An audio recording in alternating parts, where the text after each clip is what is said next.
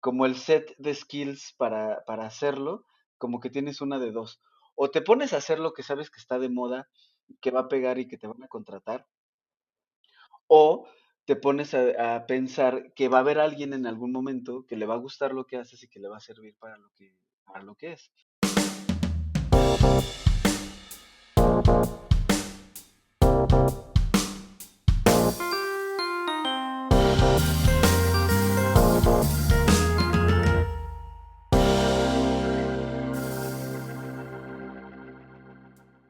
Hola amigos y amantes de la gráfica, bienvenidos al episodio número 77. Les habla su anfitrión, Reinaldo Gil Zambrano, trayéndoles una nueva conversación en español con artistas que usan el grabado y métodos de impresión para hacer algo más allá de lo esperado.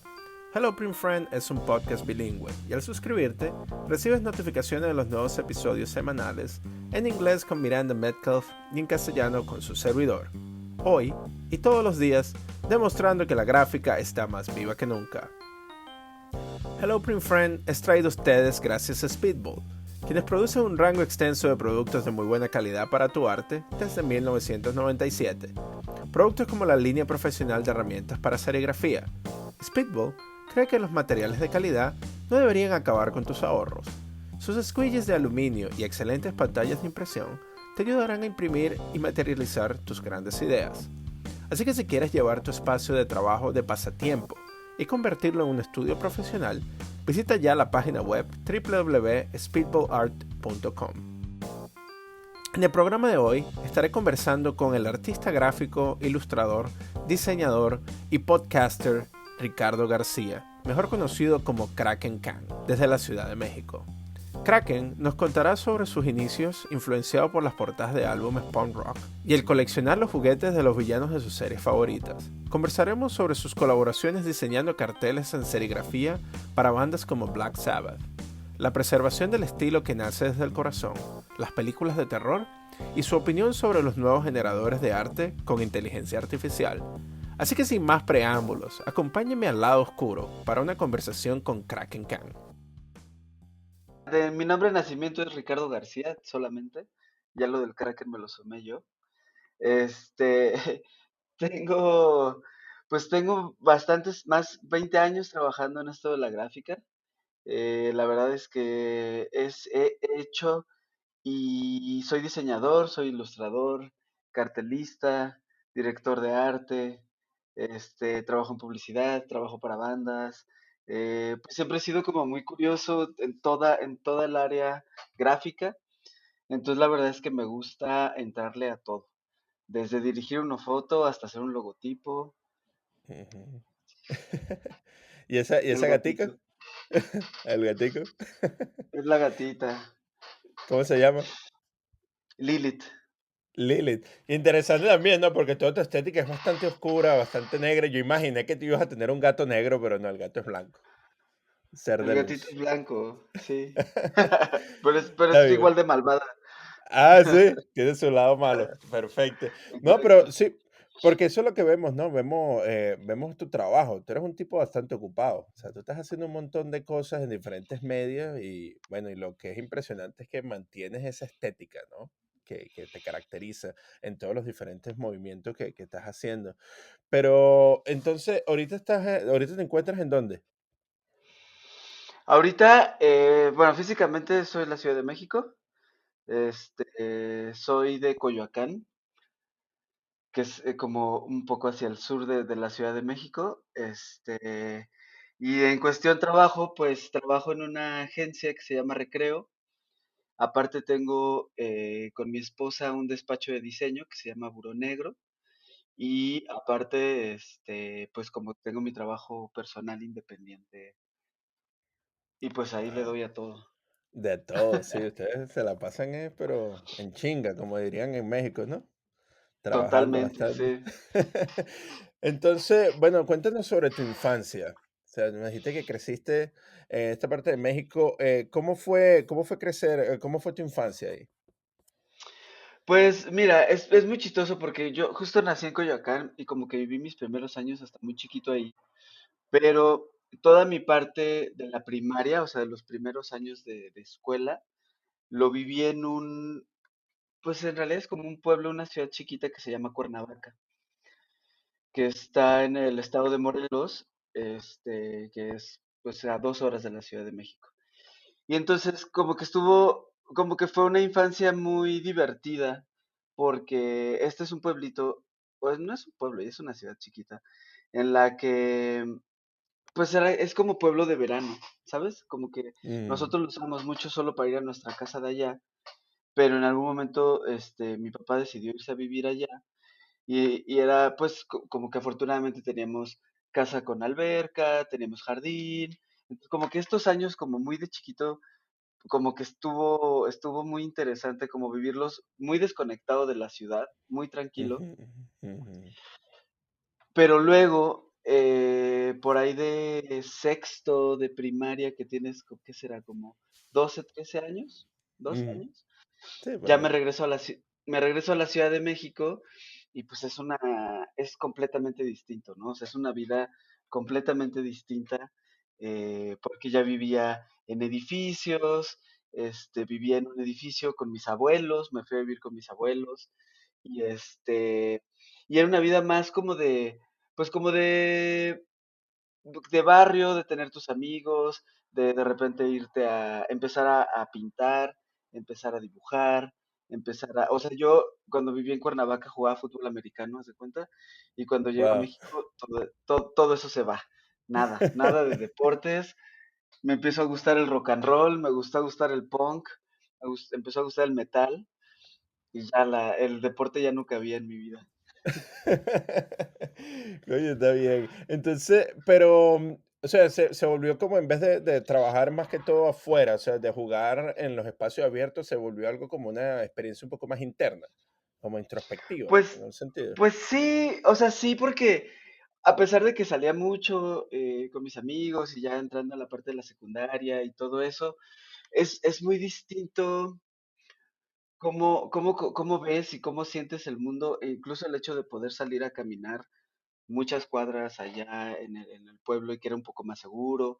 Acá de repente pues no es tan fácil o si lo haces pues sabes perfecto de qué va, sabes más bien a lo que te estás arriesgando, subirte al metro, irte al Mm, Chopo, o sea, como cosas ujú. que de chiquito pues como que tienes una perspectiva muy distinta a la realidad, ¿no? Hasta te haces un poquito más, pues más consciente de la gente, más consciente de que no te asalten, como que de pasar de este mundo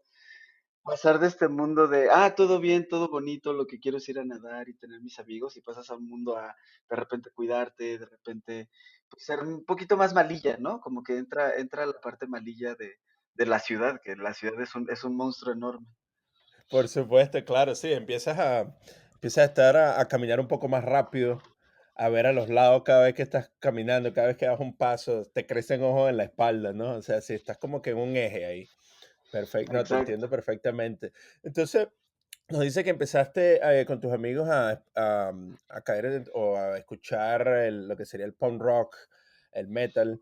En la parte artística como tal, o sea, ¿eso fue lo que te influenció estéticamente o tú también estás siendo influenciado por lo que serían novelas gráficas o otro tipo de visuales?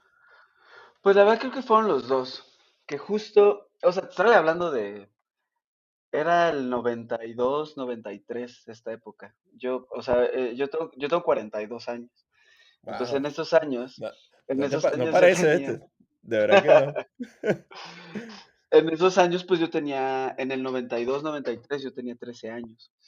Entonces me leía cómics, compraba mucho cómic y también al mismo tiempo pues compraba discos,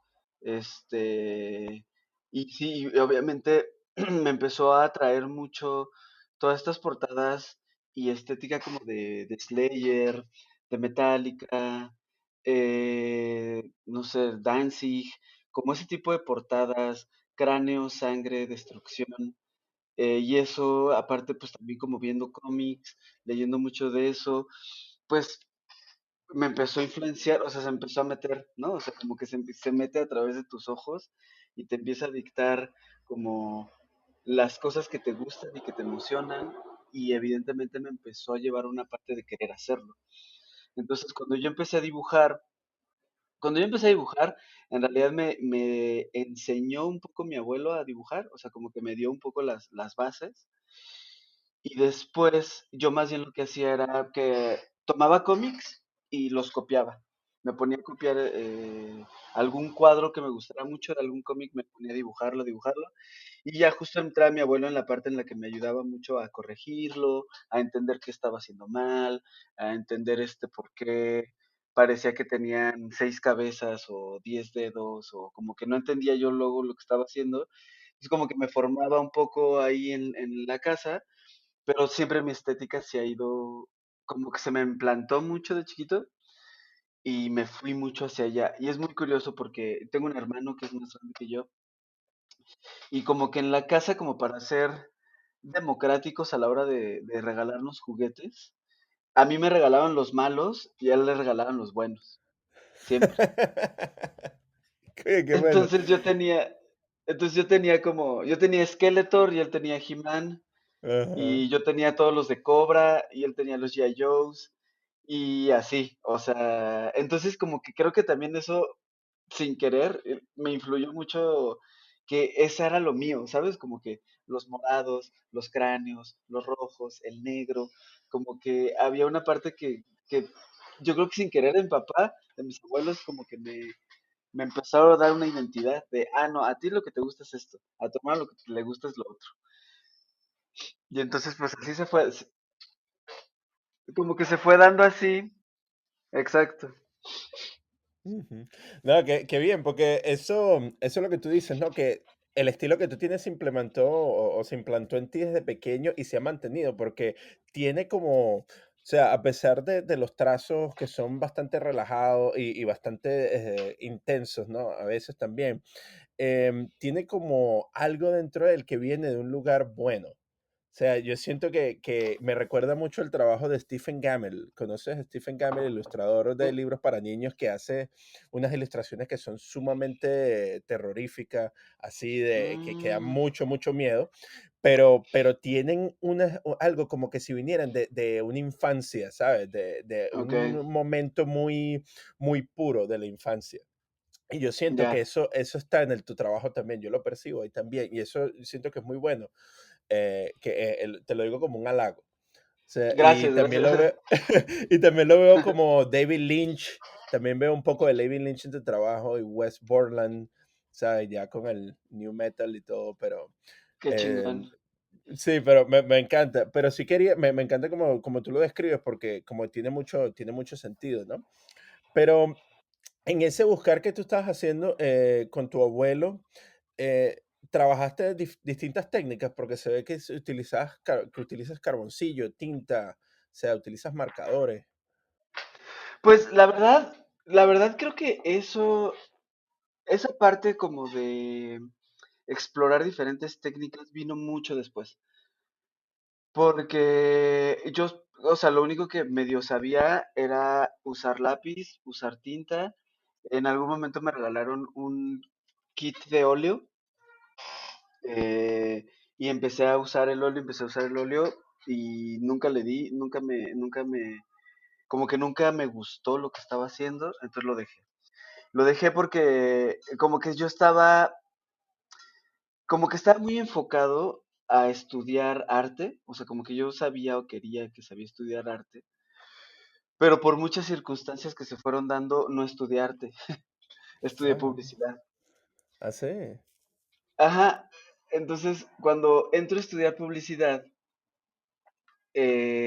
empiezo a ver que mucho de lo que podía hacer lo podía hacer como para marcas o lo podía hacer como empezar a conocer un poco el mundo de las comisiones o de hacer ilustraciones.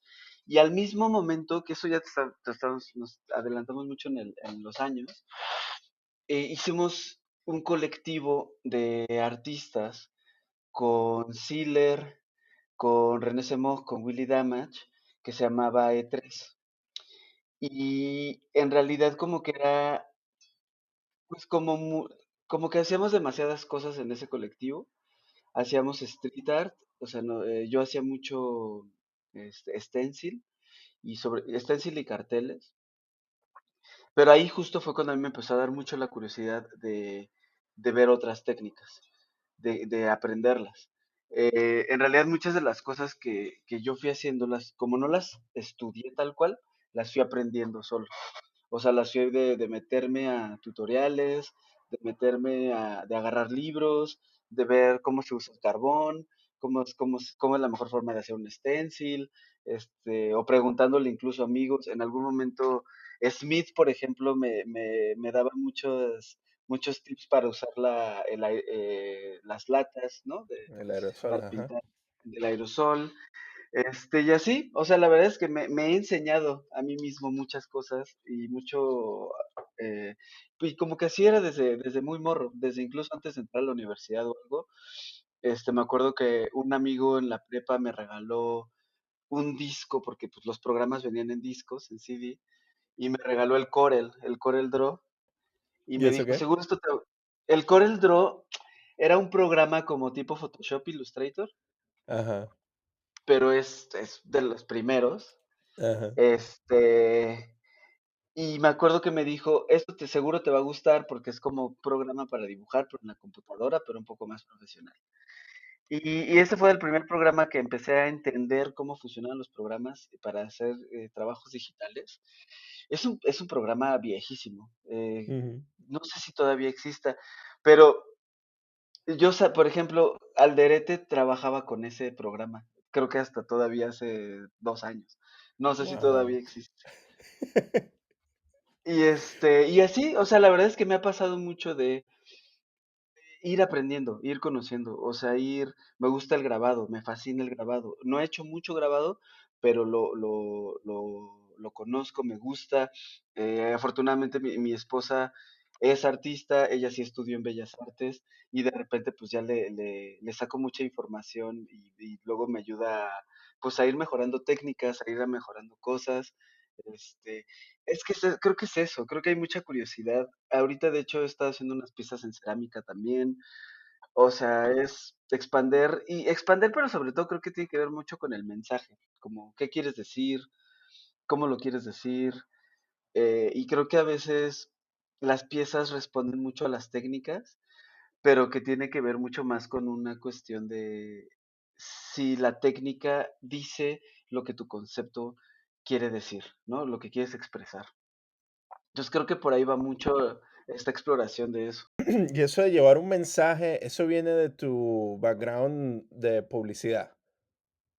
Yo estoy 100% seguro que sí. O sea, estoy 100% seguro que la dinámica que me dio haber estado haber estado toda mi vida en agencias, me dio una forma de pensar primeramente conceptual y luego ya aterrizar las cosas hacia donde las quiero llevar. O sea, más que clavarme de repente mucho en quizá perfeccionar una técnica, me prefiero a veces perfeccionar el mensaje. Prefiero a veces pensar cuál es la mejor forma de decir algo y a lo mejor no requiere ser hiperrealista, ¿no? Para decir algo. A lo mejor puede ser un poquito más abstracto, a lo mejor puedes de repente, pero como que sí me gusta pensar que en mi obra en general el mensaje dicta un poquito más que las técnicas. Como que me he clavado mucho en eso, ¿no? En qué quiero decir y cómo lo quiero decir. Y hay muchas formas de hacerlo, pero, pero quizá nunca me he metido por completo a ser maestro de una sola técnica. No, eso está bien interesante porque creo que eso va con lo que decíamos al principio de la estética tuya, que se preserva muy bien, ¿no? Porque como que no llega a ser sumamente influenciada por la técnica que estás utilizando. O sea, cuando tú pintas murales, haces las líneas con marcadores, utilizas herramientas que se parecen a lo que serían los trazos en carboncillo, los trazos en digital que tú haces, y eso hace que se preserve la imagen, ¿no? A pesar de la superficie que estás usando. Eso me encanta, eso me parece muy, muy, muy interesante. Entonces, cuando estabas, porque estabas trabajando con tu abuelo, te fuiste por la publicidad, que estoy sumamente curioso, ¿por qué te fuiste por publicidad en vez de irte al arte si eso era lo que querías hacer? Pues fue un momento muy, raro y de poca decisión, porque en realidad yo sabía que quería eso, pero de parte justo de mi familia, sí influyeron un poco en decirme, deberías de trabajar en algo que te dé dinero. Sí, la plata. Y de repente, o sea, sí me lo dijeron así de, el arte es difícil, el arte es muy difícil, y la verdad es que pues estás chico, no entiendes muy bien, sabes que en algún momento vas a tener que ganar dinero, no entiendes ni cómo ni para dónde. Y la verdad es que cuando empecé a entender como que en la publicidad podía seguir haciendo, dibujando, que podía seguir haciendo cosas. Estuve yendo como a agencias de publicidad, a tener trainees antes de entrar a la universidad, como para entender de qué iban. Y la verdad es que me gustó. Estuve trabajando en una agencia en la que lo único que me ponían a hacer era dibujar storyboards para comerciales. Entonces como que dije, ah, qué padre, puedes venir a un lugar, dibujar, te pagan y ya te vas a tu casa a seguir dibujando y hacer otras cosas. Y entonces fue cuando decidí entrar a la universidad, pero a estudiar eso, ¿no? Como a tenerlo más en forma y como que siempre dije, bueno, pues es una herramienta más, es una herramienta más, creo que puedo seguir haciendo lo que me gusta y siempre lo hice así, o sea, desde que empecé a trabajar en publicidad, seguí haciendo una carrera como más de ilustrador, seguí haciendo una carrera como de repente de street artist, que en su momento lo hacía, tiene muchos años que ya no hago nada en la calle, pero como que podía seguir haciendo las dos cosas, podía seguir haciendo las dos cosas y sobre todo, algo que es muy difícil en México es vivir como artista. Entonces como que tenía que tener un ingreso mensual fijo que me ayudara a pagar la renta y comprar la comida y saber que no me iba a morir y que iba a vivir en la calle. Y al mismo tiempo pues podía pues seguir explorando otras cosas, explorando mis mensajes. Y creo que, y así he llevado, o sea, ya no fue un plan, ya fue una cosa en la que se transformó el cómo trabajo y el cómo vivo y el cómo hago las cosas. Y en este momento todavía mantienes la misma estructura, o sea, de tener un trabajo fijo que cubra todos los gastos y para poder tener tiempo luego de hacer lo que te gusta hacer. Pues sí, sí, la verdad es que ha sido así, pues ya prácticamente 20 años, un poquito. Sí, aproximadamente 20 años he estado trabajando así. Ha sido distinto, o sea, he trabajado en distintas agencias. Hubo un tiempo que no estuve en una agencia, pero fue cuando puse el despacho de diseño y estuve trabajando con marcas como un tipo agencia, pero mucho más chiquito. Después viene la pandemia y la pandemia dificulta todo y afortunadamente me entro a trabajar a esta agencia que se llama Recreo, que es de un amigo que se llama Spooky. Este, y la verdad es que desde pandemia para acá he estado trabajando con él. Y primero fue como un plan de emergencia de no tengo clientes, ya no tengo clientes en el despacho, necesito tener justo un pago, un salario. Y entré a trabajar con él y la verdad es que ha fluido increíble. He estado ahí trabajando ya para 3 años y y todo fluye súper bien. Qué bueno. ¿Cuándo fue el momento que te diste cuenta que podías utilizar tu arte para, para tener otro ingreso, no solamente en la parte de publicidad, pero para dedicarte a tus trabajos personales, al diseño de carteles, a hacer lo que te gustaba realmente hacer, lo que buscas hacer? ¿Y cómo fue ese proceso para encontrar esa audiencia que iba a sostener ese sueño, ¿no? Que tú estás desarrollando? Claro. Sí, de poder cobrarlo, ¿no? Exacto, de poder cobrar por tu trabajo, sí. Ujú. Creo que en realidad ha sido mucha, y siempre ha sido mucha persistencia de creer un poco en lo que estás haciendo y que a alguien no solo le va a gustar, sino que a alguien le va a ayudar a también comunicar lo que quiere comunicar. Cuando yo empecé a hacer como mucha ilustración y ya justo trabajando en las agencias, como que me daba cuenta que había esta dinámica en la que una marca contrataba a alguien para hacer una ilustración. Y entonces te das cuenta que en realidad lo estaban jalando por la estética, por el mensaje, que no solo era por, que sí evidentemente era por talentoso, pero que también había esta parte de, ¿sabes qué? Sus trazos son muy buenos, su va es muy bueno, y entonces como que tienes una de dos, ¿no? Si tienes como el set de skills para hacerlo, como que tienes una de dos. O te pones a hacer lo que sabes que está de moda, que va a pegar y que te van a contratar, o te pones a pensar que va a haber alguien en algún momento que le va a gustar lo que haces y que le va a servir para lo que es. Eso es como mucho por la parte comisión comercial. Y entonces lo que empieza a pasar, que fue lo que me pasó a mí, fue que empieza a conocer gente. El primer cartel, por ejemplo, que yo hice más oficial, fue para Adrián Terrazas, que él era saxofonista de Mars Volta, y aparte de eso, él tiene miles de proyectos de jazz. eh, y lo conocí un día, estuvimos platicando una noche, obviamente con unas copas encima, y el güey iba a tocar, él iba a tocar 2 semanas después con un proyecto que traía de jazz, y le dije, ¿por qué no hacemos un cartel?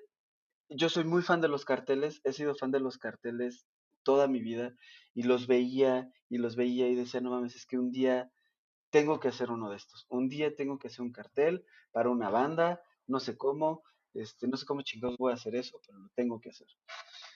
Entonces conozco a Adrián y me dice, vamos a hacerlo, porque aparte para él era muy común, porque viniendo de Mars Volta y de la industria gringa, en la que se acostumbra mucho más, o se acostumbraba mucho más a hacer los carteles, me dice, pues chingón, hagámoslo.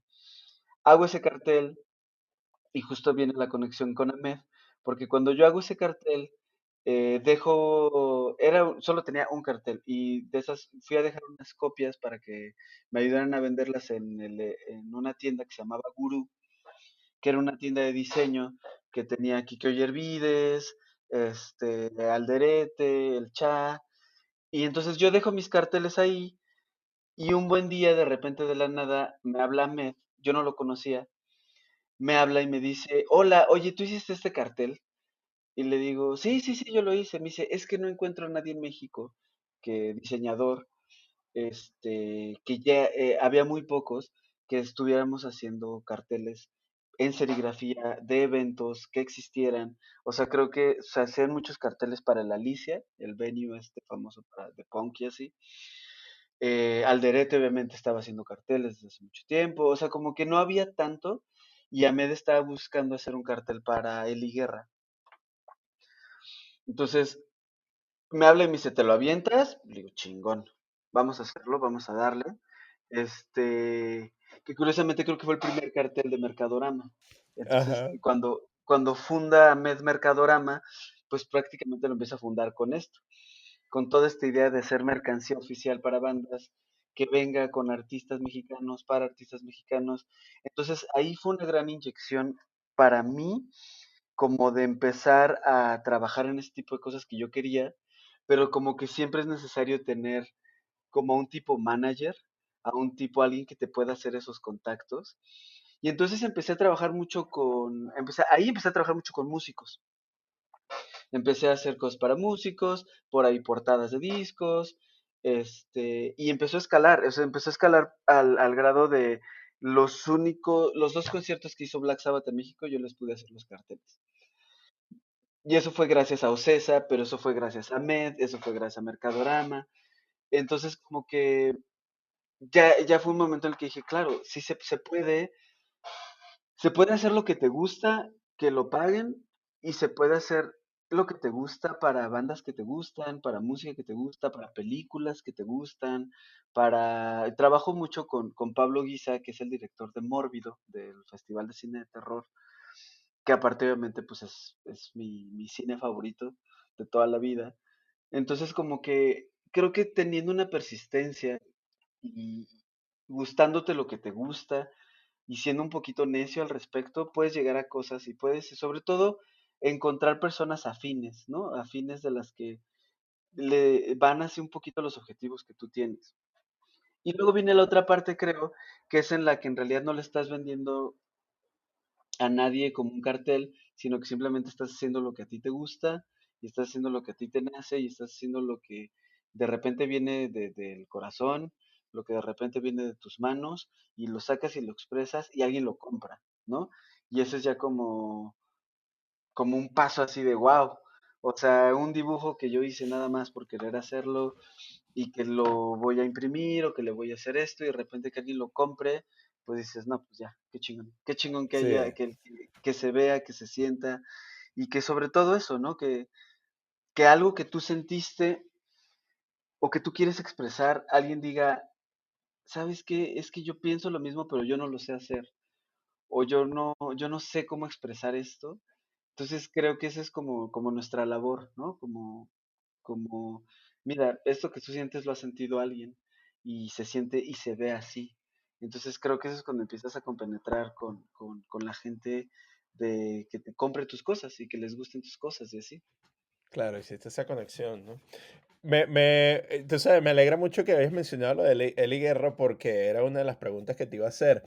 Pero a mí me echaron ese cuento de cuando tú estabas ilustrando el trabajo de Eli Guerra, ¿verdad? Ella se veía como ella tenía esta estética en mente, ¿no? Que ella es un ser de luz y tu trabajo era como un poco más oscuro, era como que existe como una especie de contraposición o de contraste en lo que sería la estética tuya y la idea que ellos tienen en mente, de cómo ellos se ven. ¿Cómo llegas tú como ilustrador a compenetrarlo y a mostrarles de que existe otra posibilidad a la forma como ellos ven su imagen?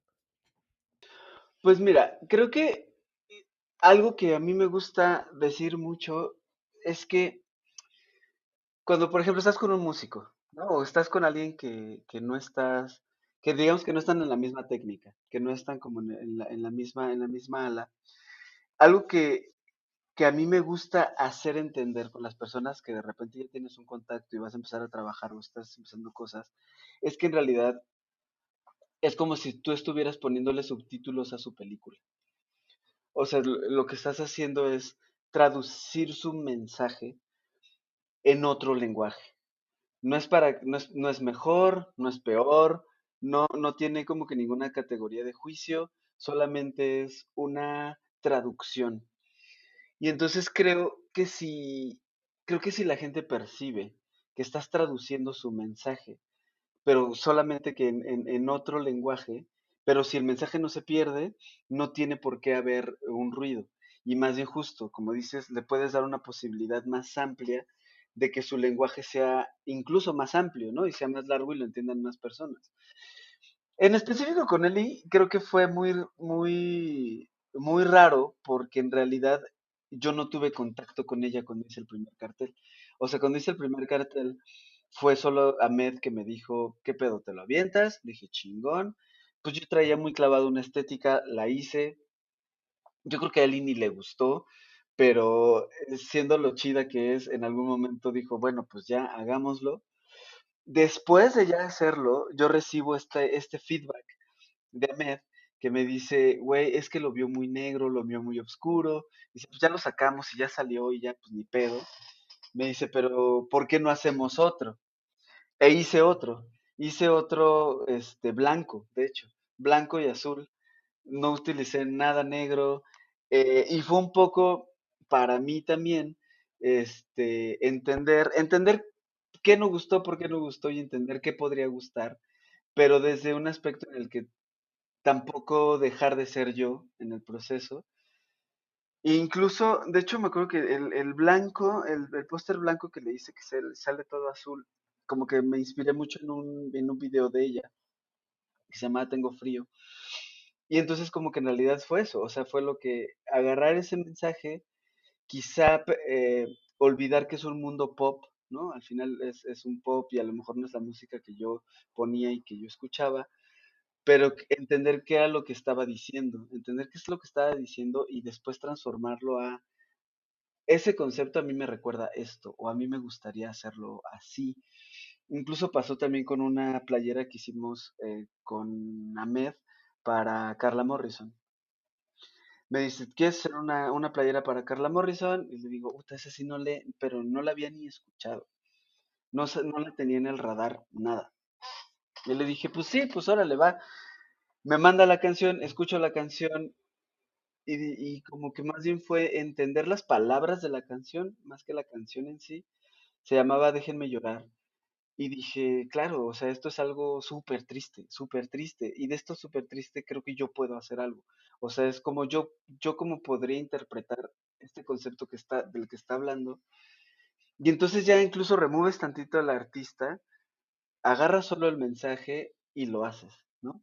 Y afortunadamente el diseño quedó muy bien, la playera se vendió muy bien, hasta hubo gente loca que se lo tatuó, pero justo como creo que pasa eso. Creo que pasa eso de que puedes, como que si de repente nos quitamos estigmas de cosas, y sobre todo a mí me ha servido mucho de repente explorar otros mensajes o entender cómo otros creativos piensan para justo extender la cabeza, ¿no? Como que eso es una gimnasia. Al final el cerebro es un músculo y pues hay que ejercitarlo, ¿no?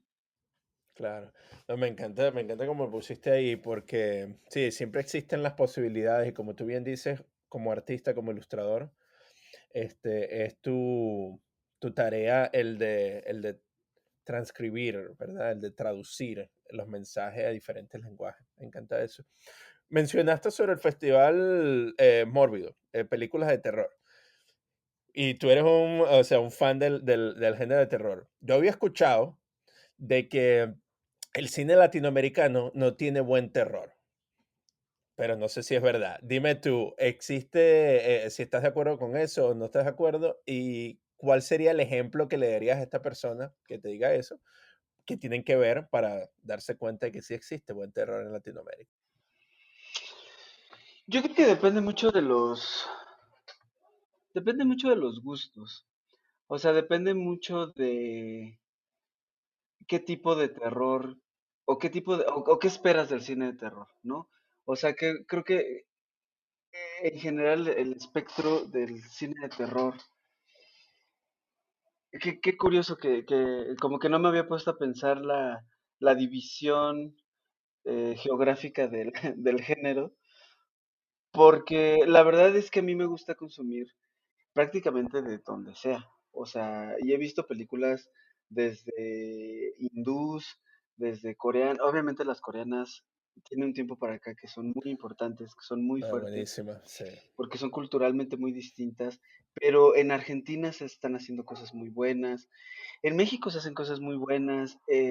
Bueno, curiosamente hay un director que es uruguayo, Adrián García Bogliano, pero que trabaja en México y que está haciendo varias películas acá, que él tiene cosas muy buenas, o sea, deberían de ver cosas de las que hace Adrián.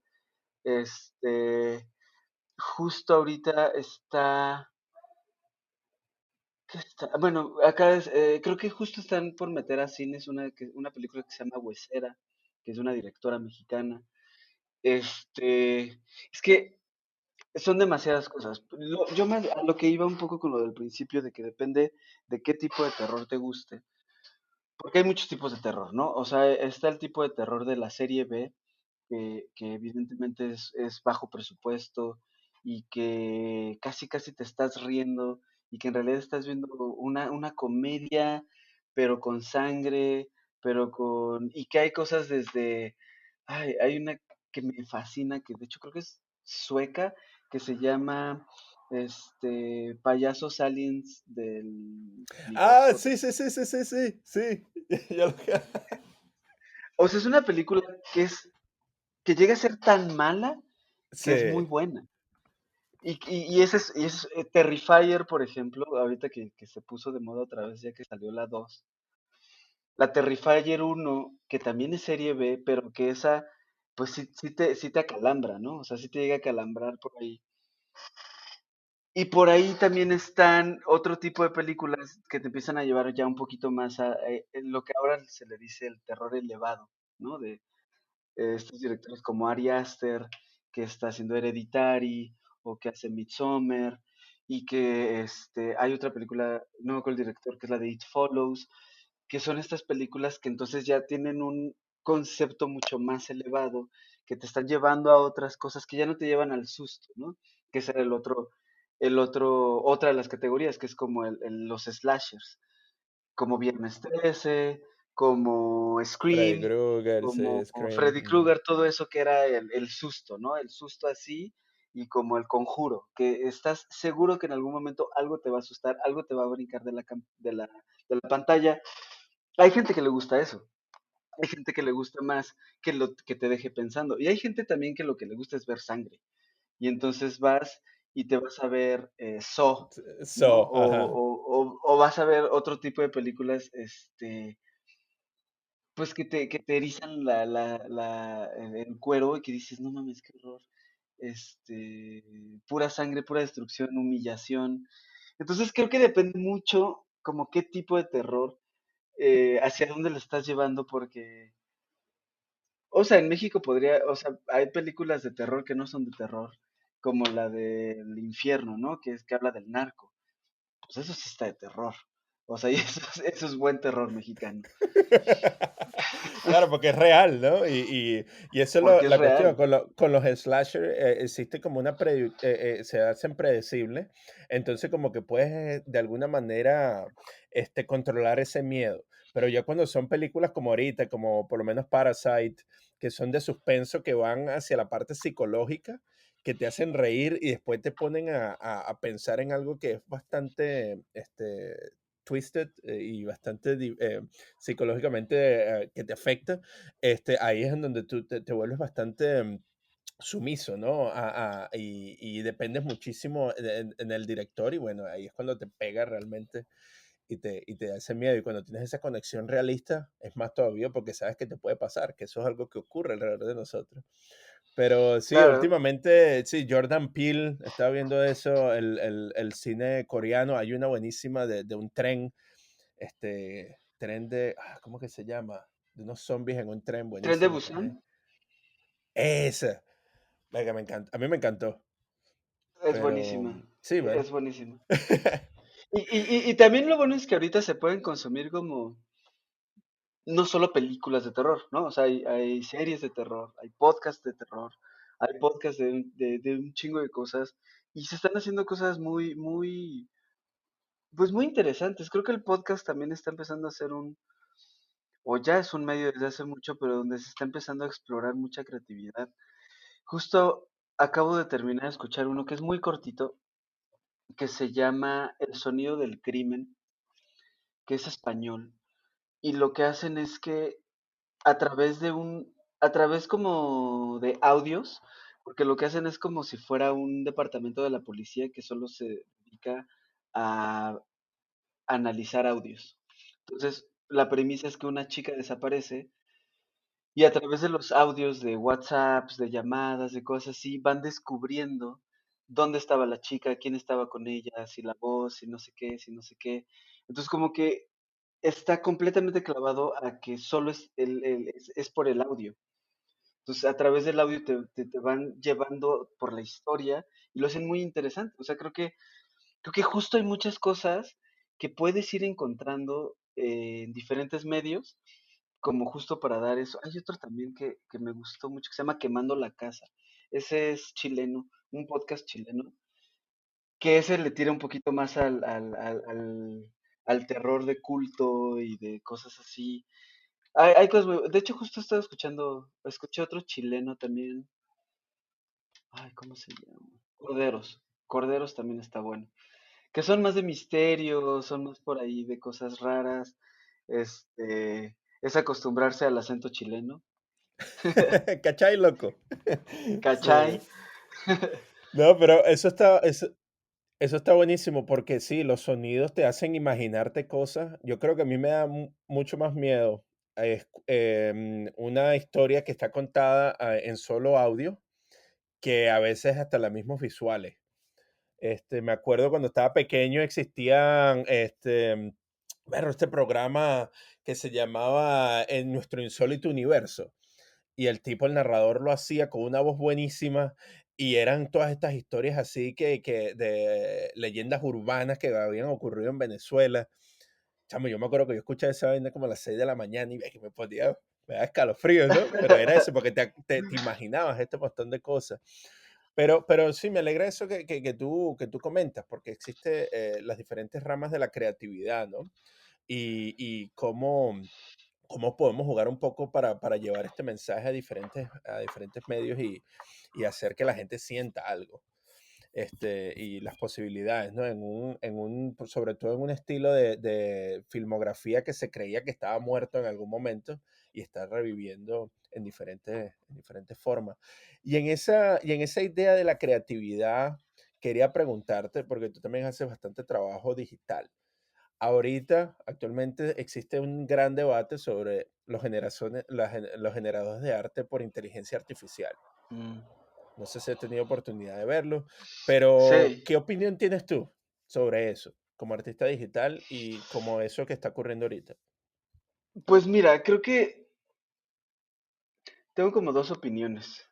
La primera es que tiene que ver con la ética y el uso, ¿no? Con la ética de cómo, por un lado es el cómo usarlo y por otro lado es el cómo lo están haciendo.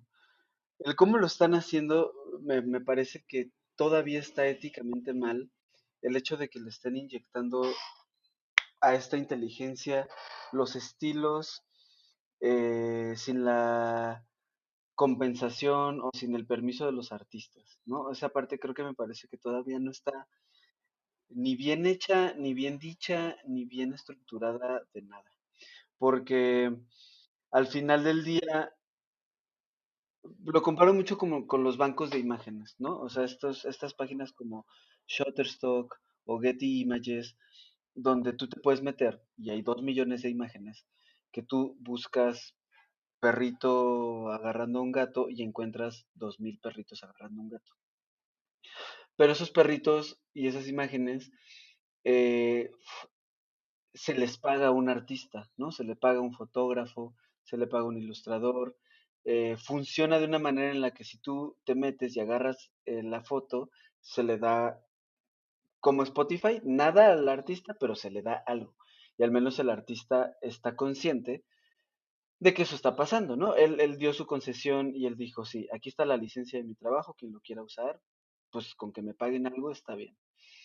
Cosa que no está pasando en la inteligencia artificial, ¿no? La inteligencia artificial lo que está haciendo es agarrar estilos, agarrar de todo, alimentarse de todo y no darle crédito a nadie que quizá lo debería de tener.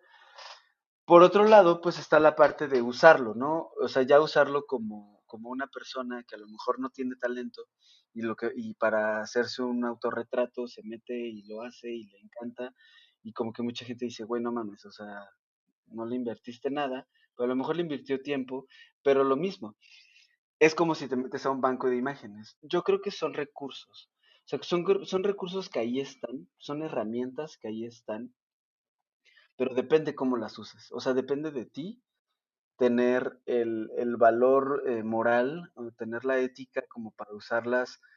eh, o sea, me gustaría pensar que es como un martillo, ¿sabes? O sea, o lo puedes usar para el bien o lo puedes usar para matar a alguien. Entonces, las herramientas, no, no creo que la culpa sea de la herramienta en sí, o sea, no creo que esté mal que exista eso, pues al final vamos avanzando como sociedad, vamos avanzando en tecnología y las cosas pasan, pero creo que está y cae mucho en la educación de, pues, cómo lo quieres usar, qué quieres hacer con esto. O sea, piensas bajarlo, hacerlo, venderlo, piensas en lugar de darle trabajo a alguien, darle una comisión a alguien, prefieres robarte esto. O sea, creo que depende mucho de cada uno. Repito, creo que las herramientas no son las que están mal porque pues sería como ponernos a gritarle casi casi al internet, ¿no? O sea, o a las redes sociales. O sea, sí, las redes sociales existen y la culpa de que las utilicen bien o mal, pues no es del aparato, o sea, no es de la plataforma. Y creo que eso pasa con la inteligencia artificial. O sea, creo que puede ser una herramienta en la que te puede ayudar casi casi hasta pensar, que puedes decir, no mames, es que no me imagino cómo se pueda ver un ojo hecho con monedas. Y puta, me voy a poner a dibujarlo, no sé ni siquiera si me gusta, y a lo mejor te metes y lo pones y lo ves en la inteligencia artificial y dices, ah, ok, no me gusta. O bueno, a lo mejor sí me gusta, pero yo lo haría así. O no sé, o sea, siento que es como que pudieras agarrar un libro y ver referencias. Que creo que podrías alimentar mucho tu cabeza con ver qué está pensando la inteligencia artificial, porque aparte está alimentada con todas las imágenes de internet. Incluso te podría servir para hacer algo completamente distinto, porque si ya la inteligencia artificial puede hacer eso, entonces quizá tú como creativo dices, pues entonces ya me voy a otro lado, me voy completamente a algo que ni siquiera la inteligencia artificial con todas las imágenes de internet podría encontrar algo parecido a lo que yo quiero hacer. O sea, creo que son herramientas que podrías utilizar, que evidentemente es muy controversial, muy controversial. No sé si vaya a haber gente que esté de acuerdo con lo que yo estoy diciendo, pero al final del día creo que pues las herramientas están para quien las usa, ¿no? Y no funcionan solas. Exacto. Sí, Eh, bueno, y como tú bien dices, ¿no? Parece que puede ser usada para quebrar ese bloqueo de la página en blanco, que muchas veces los creativos tienen que estar trabajando, ¿no? Entonces, pero sí, como tú dices, conscientemente, utilizarlo como referencia, ¿no? Y, y meterle tu propio estilo, meterle tu propio piquete, o sea, tus propios trazos, ¿no? No, bueno, muchísimas gracias de Totalmente. verdad, Ricardo, Ricardo, por tu tiempo. Me encantó conversar contigo. Ya ahorita para cerrar, para concluir, me gustaría que tomara este espacio para que les digas a nuestra audiencia dónde pueden ver tu trabajo y qué estás cocinando para el futuro. Sí, pues todo lo encuentran en Instagram, ya es la única red social que uso. Estoy como @krakencan, can con KHAN. Ahí subo prácticamente todo lo que hago. Ahorita estoy ilustrando mucho. Realmente no tengo como un proyecto independiente más que los otros proyectos que tengo, que son como más de branding, son de publicidad. Estoy empezando a ilustrar mucho otra vez. Estoy retomando ciertas técnicas. Es muy probable que vean grabado muy próximamente. Y pues eso, ahí ando en las redes, y pues nada, sigan haciendo. Qué bueno. Bueno, de verdad que desde acá es porque te mandamos un muy fuerte abrazo, y te deseamos el mayor de los éxitos. Muchas gracias, qué chingón. Muchísimas gracias por la invitación. Y también, bueno, para nuestra audiencia, vacílense el podcast del pan aquí, Ricardo, Kraken, que tenemos los trazos modernos. Trazos modernos, chequenlo, todavía tiene ya como un año que no hay episodio nuevo, pero hay muchos episodios y hay mucho de qué aprender ahí. Hay gente que nos alecciona mucho en esos podcasts. Perfecto. Bueno, un fuerte abrazo, muchísimas gracias. Bueno, este ha sido nuestro episodio del día. Acompáñanos la siguiente semana, donde estaremos conversando con otro invitado especial. Este episodio fue escrito y editado por mí, Reinaldo Gil Zambrano, producido por Miranda Metcalf y música de Joshua Weber. Mil gracias y hasta la próxima.